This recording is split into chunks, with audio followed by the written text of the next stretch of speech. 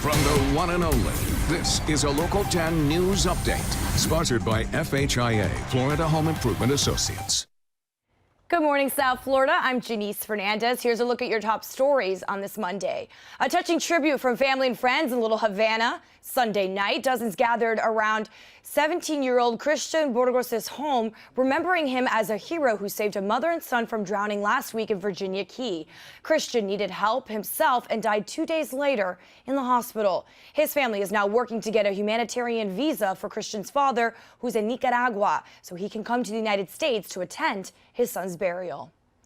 New video released showing a Hollywood police officer now charged with battery using excessive force on a handcuffed suspect. Police say 34-year-old Matthew Barbary struck the suspect in the face at his home in August after getting a call about a man yelling. Police charged that suspect with possession of heroin. This video launched an internal affairs investigation, and the officer was relieved of duty.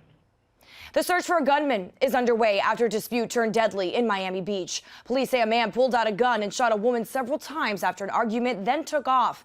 Police responded to 10th Street and Collins Avenue early Sunday morning and found the victim dead on the sidewalk. The gunman's weapon was found a block away from the scene. The victim's identity has not yet been released.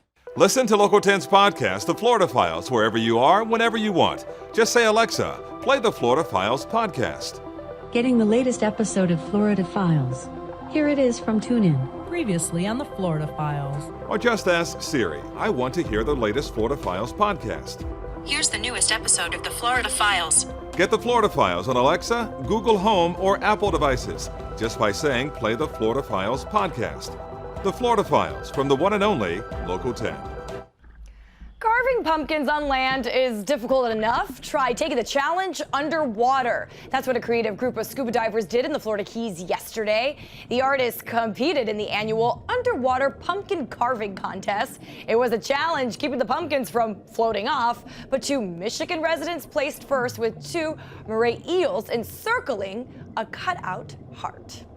And as breaking news happens, we have you covered on air and online. Just head on over to local10.com for more local news coverage and updates.